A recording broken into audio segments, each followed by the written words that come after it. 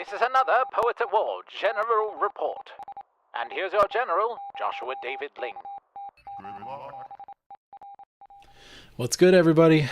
Good to see you. Good to talk to you. Good to hear from you once again. Today I think I'm doing the long-awaited bookshelf tour, or at least one shelf at a time. As far as I can go, maybe it'll be a part 2 at some point.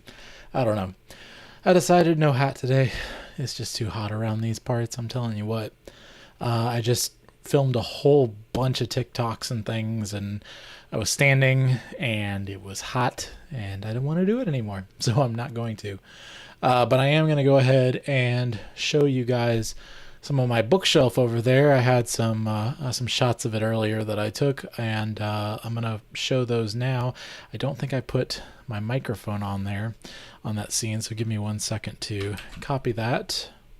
For my audience. And yeah, so this is some B-roll I took a little bit closer so you guys can get an idea of what's going on. Nothing too crazy. It's not a huge bookcase, but it has some very special stuff on it. And I want to go through it for you all so that you can see what kind of cool stuff I've got. Any which way, the thing that I decided to do today is have sort of a camera over here to this side. It's sort of underneath my mic arm and all over the place. So just work with me, and we're going to work down the first stack, which was actually the very tippy top of that bookshelf.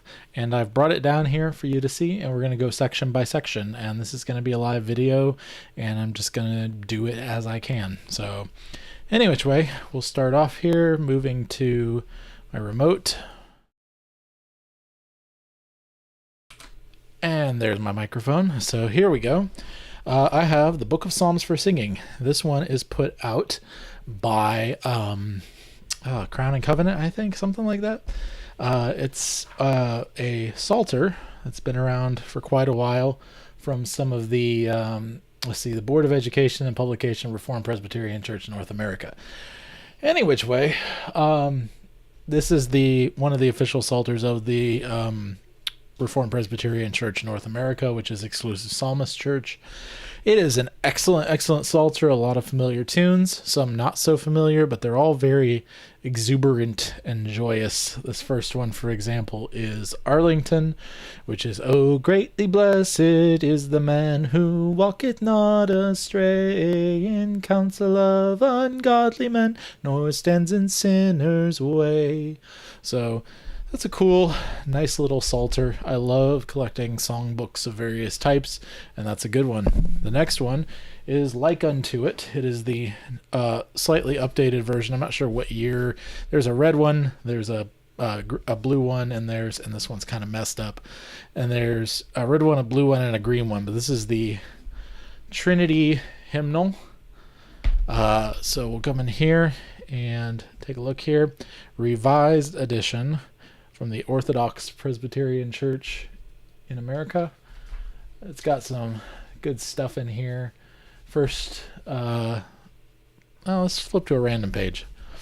Ooh, Angels from the Realms of Glory, one of my very favorite Christmas hymns. Angels from the realms of glory, wing your flight o'er all the earth. Good stuff. So that's that one. This is the one that my church currently uses in worship services. And then the next one, this is the hymnal that I sort of grew up with, mainly at Chalcedon Presbyterian Church and other places.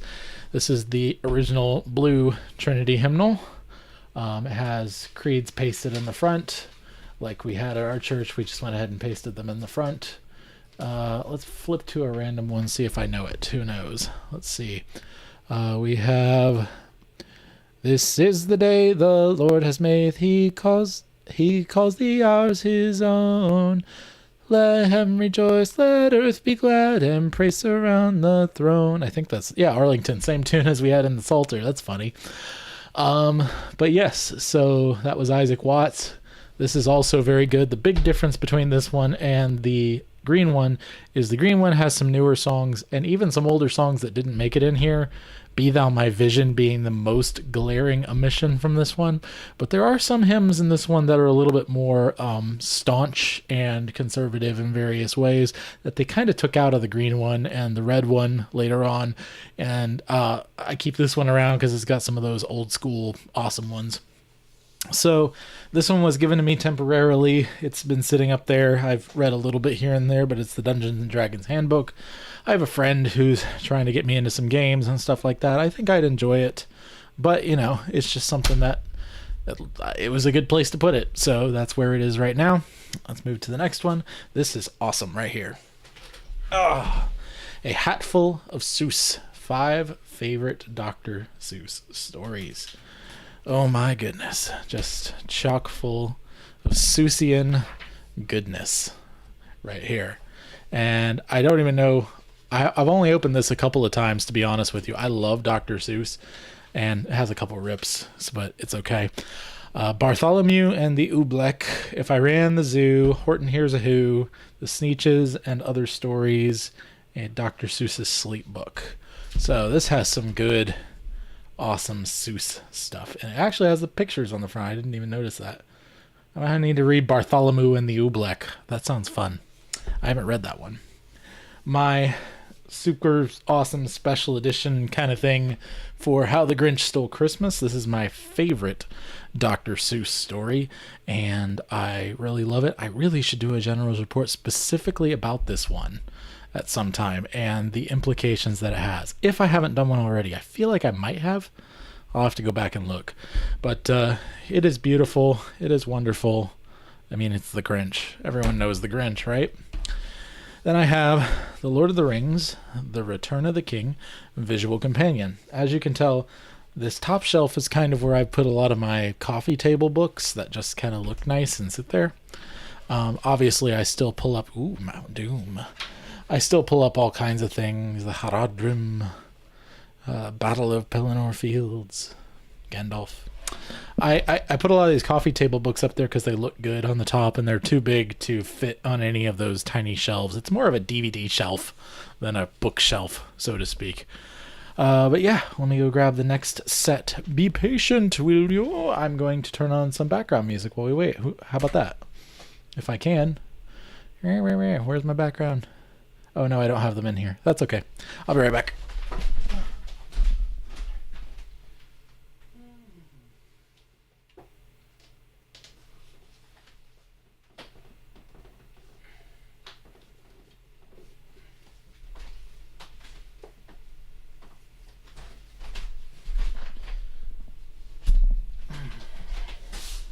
All right, I am back with Hans Christian Andersen, Classic Fairy Tales.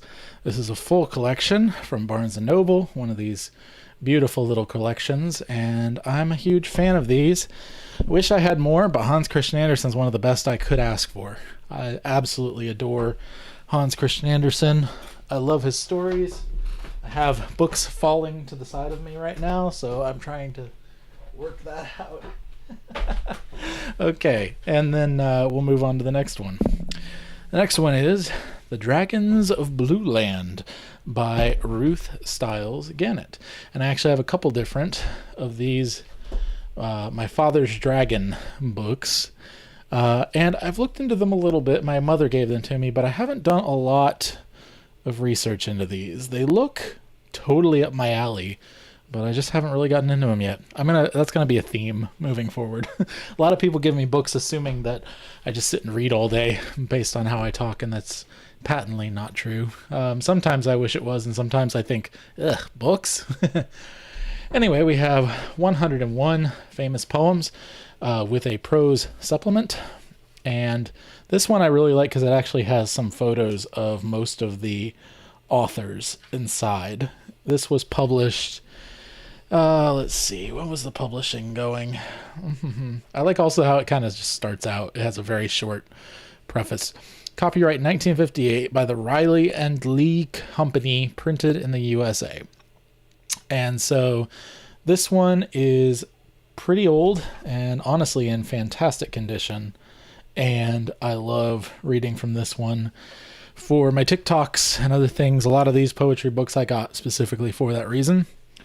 A lot of you are familiar with this book by now. This is Across the Years and Other Poems by my great-grandfather, Ralph Wilkinson. And this was published by my uncle, who was his son-in-law, under a vanity press of some kind back in the day. Let me see if it says. I doubt it. But yeah, it says published by the author. It doesn't say anything else. For additional copies, contact Ralph Wilkinson, VA Medical Center Building, blah, blah, blah. Printed by Harlow Press, 50 Victor, Detroit, Michigan, blah, blah, blah. 1982 is the date on this book. So this is just a compilation of my great-grandpa Ralph's poems, and we'll be getting to, in just a moment, the letter that my Uncle Mark gave to me when he gave all of the cousins, all of his nieces and nephews, copies of the book. And that is here. We have some things here that aren't just books, but they fit well on the shelf, and it, for me, is special because it is like a whimsy of the story of me. So you can see my name, Joshua. It says Merry Christmas 2000. I was 10 years old. I don't think I knew that I got this book back then. I mean, I've known for a while, but... All right, so here we are. Here's a picture of my great-grandpa Ralph and his wife.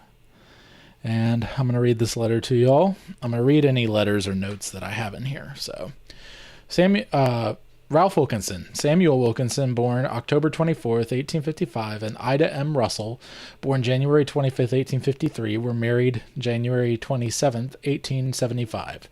Ralph Wilkinson was born February 4th, 1896, the youngest of 7 children. Ralph's mother died October 1st, 1901, and his father died July 4th, 1908. At the age of 12, Ralph was an orphan boy who lived at various brothers' farms. When the United States became involved in World War I, he was enlisted in the U.S. Navy and was a plane captain at Pensacola Naval Air Station with the rank of machinist mate first class. Let's see. During this time, he was a plane captain for Dick Grace and Major Al Williams. Both would become famous flyers in the 1920s and 30s. At the end of World War I, he attended Michigan Agriculture and Mechanical College for 1 year, then married his high school algebra teacher, Bessie McLean, which is the most Scottish name ever. I love that so much. That's Bessie McLean right there. That's how I'm connected to the McLean clan. Anyway, let's see. Ralph was a design engineer at Union Steel Products on bakery equipment until retiring. He was interested in hunting, fishing, and all outdoor activities. He also was studying watercolor painting and wrote articles for magazines as well as poetry. His wife died February 4th, 1955, and he died in 1982. It was during the last years of his life that he wrote and published this book of poetry. The book, Across the Years and Other Poems, was published in 1982. So actually, he was the one who published it. I keep forgetting and looking at it and then understanding later on. But Mark was the one who specifically got these and gave them out to everybody. My cousin Mark, or my uncle Mark Trask, which he has a couple poems in here as well in the book. So we'll move that over to the side. We've got a couple notes here, or a note. Let's take a look at this one. I like to hide these notes among the books, like I said, just kind of as a sense of whimsy. This one says, oh, this was from my mom. Says Sunday, 1991. Little Joshua, happy birthday to you. The love you and Jesus, we love you and Jesus too. As you grow with the passage of time, stay close to Jesus and you will be fine. And you will find he will guide and bless you and show you the way to meet him in heaven some happy day. Love you dearly. Great Granny Ling and Poppy. So this was actually a poem written by my great-grandmother, the one who raised my father. She wrote this to me as a note, and she was the first special person in my life that passed away. And so that was, an interesting situation that I dealt with as a pretty young kid. Actually, the second person, my poppy, passed away, her husband, before that. But that's a very special note right there. Next we have Celtic Myth and Legend by Charles Squire. I read a little bit of this one, haven't gone too in depth, but it seems that it's just a collection of and study in how and what the Celts did, what they worshipped, what the mythologies were in the various sectors and places of all the Celtic nations. And it's a fun book. I like the fonts and text and color. It fits well with all my other books, and I'm definitely going to read more of it at some point. Next we have, what's this one here? Classic Irish Stories. Okay, I'm looking here. I've looked less at this one. Edited by Michael P. Quinlan. And it seems this one, let's see if there's a preface or something that I can read, because I've only looked at this one a handful of times, and I am kind of at a loss for explaining what it is. Don't have a dust cover or anything. I guess it's just a compilation of stories, and other sorts of things mixed in. Yeah, so that's fun. Read that at some point. Everyone knows I love Celtic stuff, so I love Celtic mythology. It's interesting. It's so varied and different. All right, now we're getting into some other weird fun stuff from the family. So this was actually a, let's see here. Yep, there we go. A book written by me, I guess. Yeah, I think I drew this one when I was a little kid. And it came to me, and so of course I kept it. There's Dad, and there was Christopher, and Jonathan, my brothers and sisters. There's me, Joshua, and I got a hat on. Yep, that's fun. So that exists. This one's pretty cool. This is a fun little card that my mom got my dad after he was shot. I think I've told that story before. If I haven't, I need to very soon. But it was the thing that kind of brought them together, and kind of forced them into, not literally, but forced them to really kind of reckon with mortality, and especially my dad, and, get married. So it's a zoo in there. A hospital coloring book. A little on the zoo-y side. Let's see, it says, and my dad actually colored this in the hospital. This is the new intern. His horns are droopy because he's been on duty for 36 hours, grazing on junk from the vending machines. Color him burnt out brown. Here comes the tortoise with the bedpan. Color her slow. So there's, didn't color all of it. Got some of it done. But it's a funny little goofy thing. And over here it says, "Praise God, from whom all blessings flow. Kelly." That's my mom. So that's a fun little thing. Yep. Move that over here. All right. Ooh, little love note cards from my mom to my dad. It says, "Keith, just wanted you to know how much I love you and praise God for you." Simple, straightforward. This one says, "A hard-headed man proved Keith Ling, as God guarded his life from death's sting. Had he known from the start it would turn Kelly's heart, he'd have bought her a bullet-shaped ring." Yeah. Like I said, that's kind of the story in a nutshell. I need to do that one as a TikTok sometime. I need to remember that. All right, we're going to move on to the next one. And silly me, why didn't I just turn it to this? Let's see, no intros, and then background music. Anyone? Do I have background music here? Yes, I do.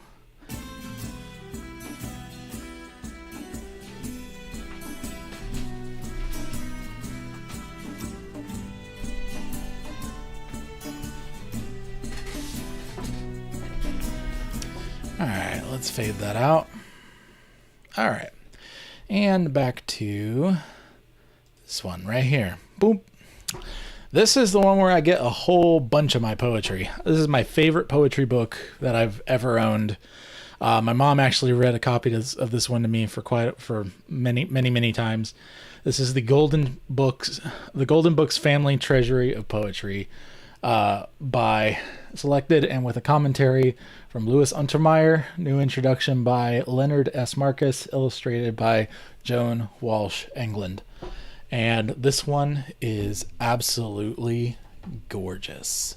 It has illustrations all throughout, and it is one of my some of them are in color, and it is absolutely my favorite poetry book ever. It is just breathtaking. There's Annabelle Lee. Just look at that picture.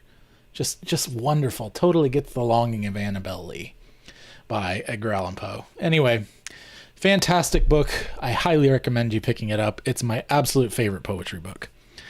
Next, we have, let's see here, The Story Hour, Child Horizons. This one's another anthology kind of a thing. This one had some ones in it that my dad read over and over and was just really, really fun. It has some kind of monochrome colored. They're not all yellow. They're different colors, different stories, but they're fun little ones. This one's pretty fun. This one's called, let me turn back a little bit. These are fun stories. Let's see here. Oh, that's not the beginning. See if I can find the beginning of this one. Sorry, I noticed it and I'm like, I know that one. There it comes. Hold on. Whoop, too far.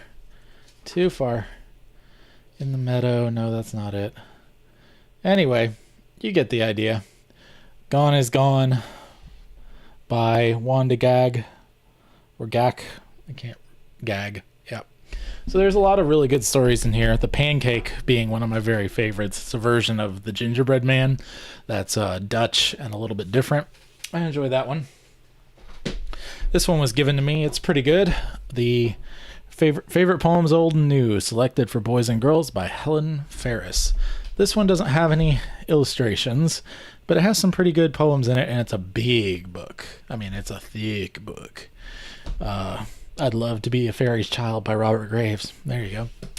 So, good stuff. Then we have, most people will recognize this one, and this one's a little messed up, but The Book of Virtues by William J. Bennett. A classic. Lots of poetry and stories in it. Everyone kind of knows what it is. If you don't, look it up. It's a classic. Then we have The Complete Brothers Grimm. It is all kinds of taped and messed up, but of course, I mean, it's Brothers Grimm. It's good stuff, right? So there we go. And I think we're going to move on. That was a short shelf. This is another Poet Award. No, it's not. I mean, it is, but we already did the intro. To the next shelf.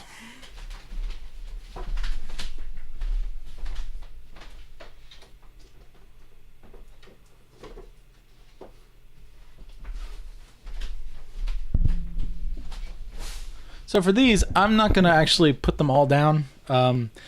Everyone sees these when they look at my bookshelf. They are gorgeous. They are beautiful. They are Collier's Junior Classics.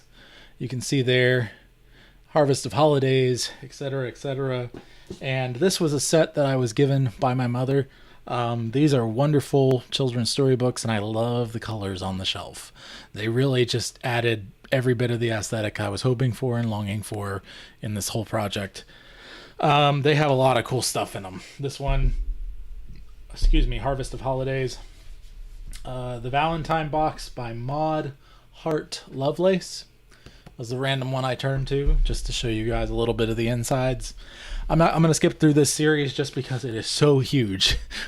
And I really don't want to go through each individual book over and over and over again. And I'm going to do the same for the next series. One moment.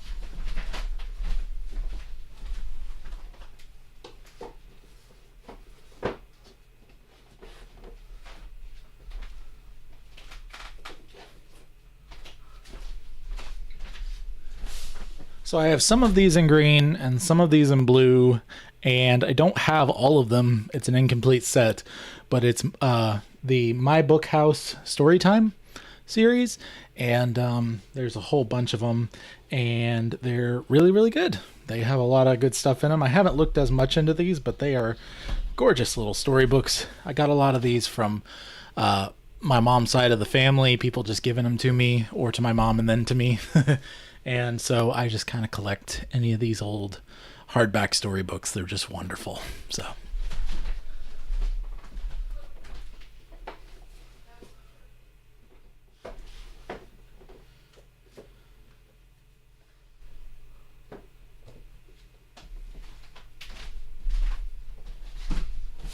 alrighty, let's get back to the other camera, shall we? Okay, we have a Precious Memories Bible. I don't know how that got there. I think that's my daughter's. Pretty simple kind of a thing. And we have the Fantasy Stories of George MacDonald, a paperback set of The Wise Woman, The Light Princess, The Grey Wolf, and this one's put in backwards, The Golden Key. So that's that set. Then we have a small C.S. Lewis set. This used to have its own cardboard case like this one, but it's the Problem of Pain, The Weight of Glory, I'll turn this around, Miracles, The Great Divorce, and the Screw Tape Letters. So that's that section. We will move on to the next one.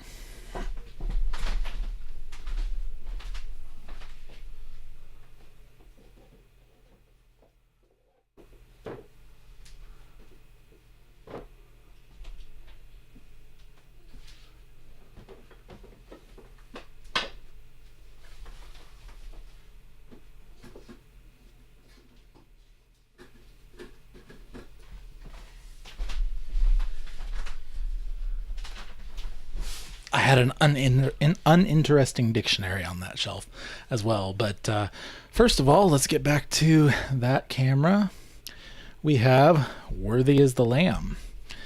It is nearly impossible to know the Savior without being elevated to lofty and exalted thoughts of him. It is little wonder, then, that the Puritans put their pens to writing about the physician of their souls, as well as matters of the soul.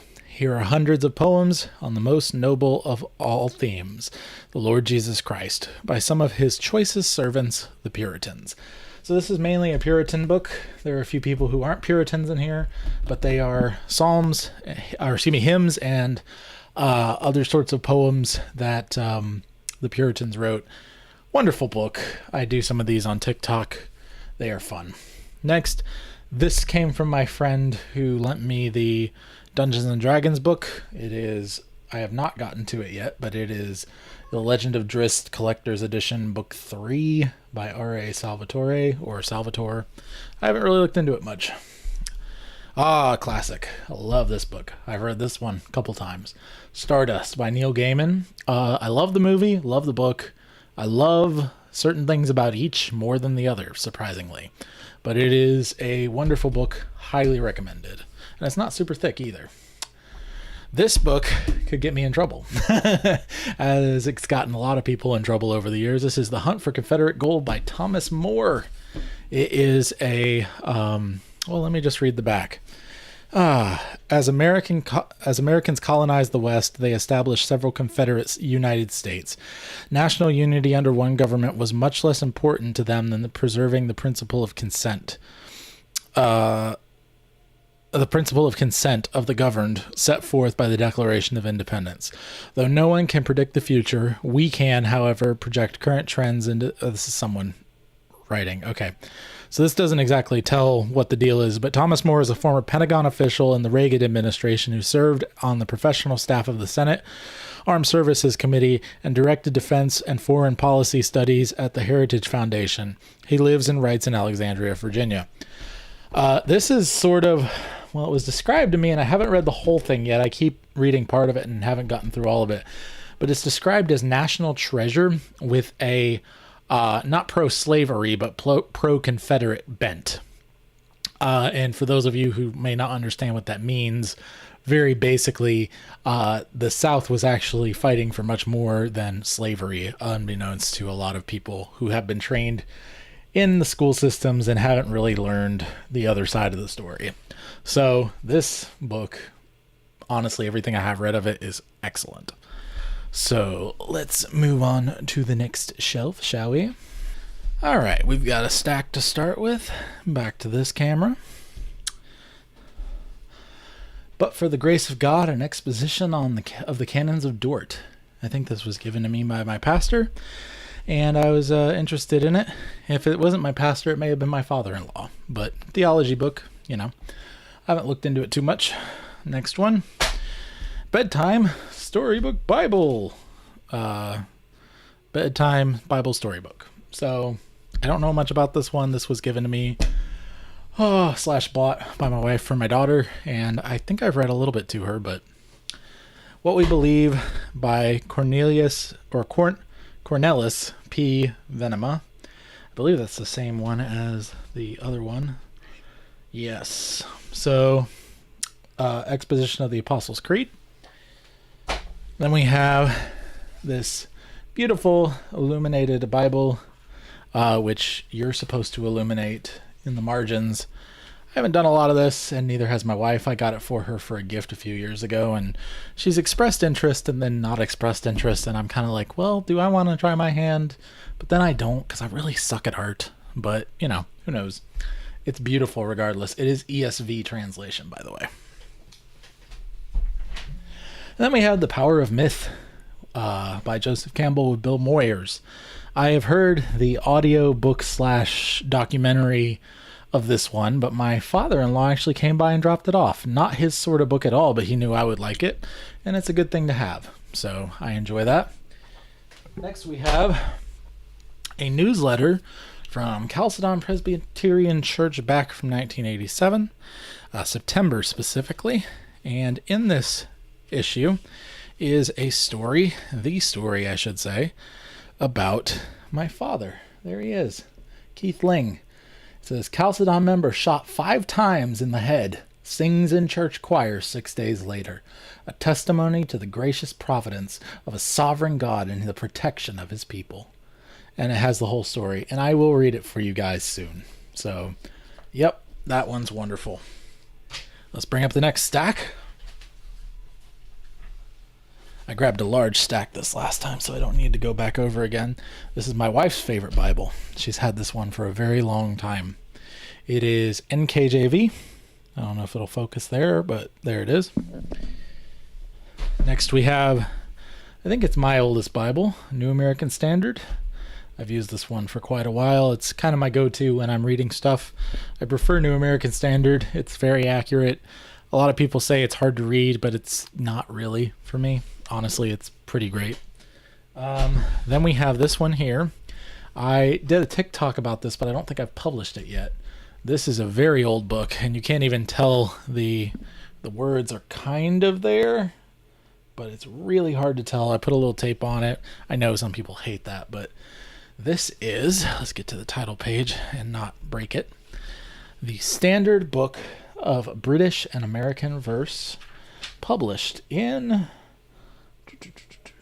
selected by Nella Brady, prefaced by Christopher Morley, published in, I believe it's 1932. Yes, down here, 1932.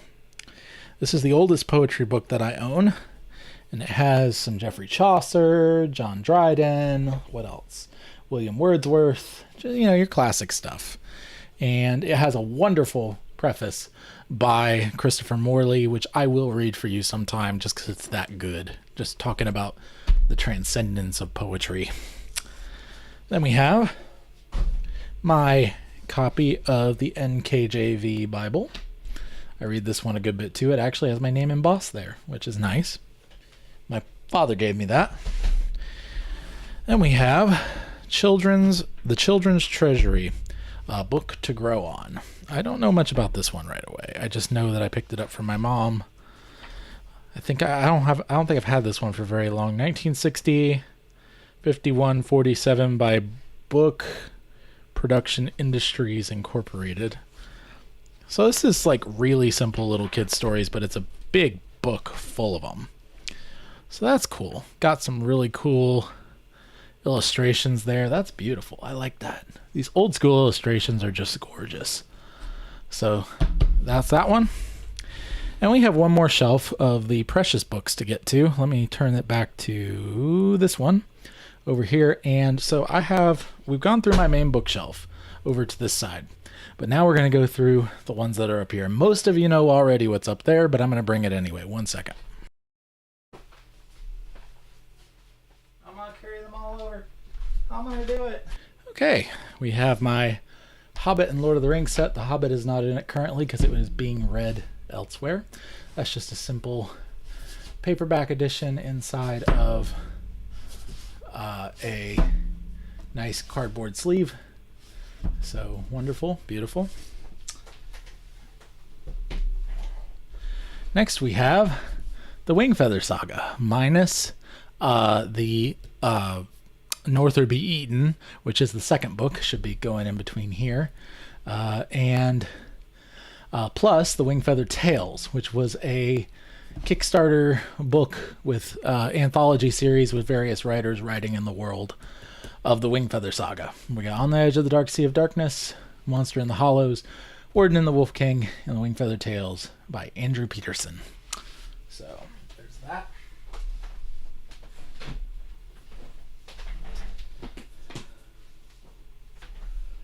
Most of you know these are my 4 favorite book series in the whole world. And this one is yet another. So we've got The Paradise War over here, The Silver Hand and The Endless Knot by Stephen Lawhead. That is the Song of Albion series. These are wonderful hardbacks. I wish there were illustrations, but you can't get illustrations for adult fantasy novels these days. Everyone just prefers, I guess, words because we have our imagination or whatever. But come on, man. Illustrations are awesome. Then we have my Chronicles of Narnia premium paperback edition with glossy pages and illustrations. Here's Lion the Witch in the Wardrobe. The only reason that Dawn Treader isn't in there is because it's currently being read. There you go. There's the fox and the toast the feast. So, get back to that nice one. There's a big one there. Ooh, scary. Deeper Magic from Before the Dawn of Time. These are wonderful. I absolutely adore these. I put them in the correct order, as you see. The Dawn Treader goes there. And so take note, if you don't know, C.S. Lewis's Chronicles of Narnia. And then we have, last but certainly not least, the oldest, well, I don't know if it's the oldest Bible I own or not, but it is certainly heritage-wise the oldest Bible I own. This is a KJV in giant print. It has some stuff in the middle. Let me see if I can get to that.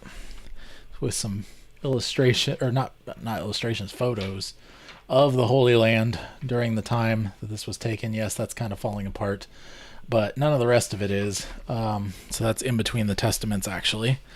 And this was owned by, let's see if they have it on the page or not, my great grandmother, Hazel Ruth Massey Ling. And she gave this to my dad, and my dad gave it to me. And it is a wonderful Bible, and it reminds me of her. And it's got some underlining and stuff of things that were due to her, and of course that's very special for future generations. So, with that, let's go back to this. Okay, let me just say thank you for watching. Now I have to put this all back up. But I hope it was an interesting little tour for you, especially seeing some of those little messages and things from my mom and my dad, and just seeing what this bookshelf project has meant to me as part of this office. The fact that I can walk into my office every day and see all of that up on the bookcase and know that there's hidden letters and notes and meanings and everything else inside of it. It makes me excited to write my own stories and to push forward into other avenues and things. And so Everybody be your family's bard. Like this, do stuff like this. Do stuff like a bookshelf. Collect these beautiful mementos and things. Follow God, do not turn to the right or to the left, and the Lord will be with you wherever you go. We'll see you next time in the trenches on Poets at War. God of song, said warrior bard, though all the world betray thee once.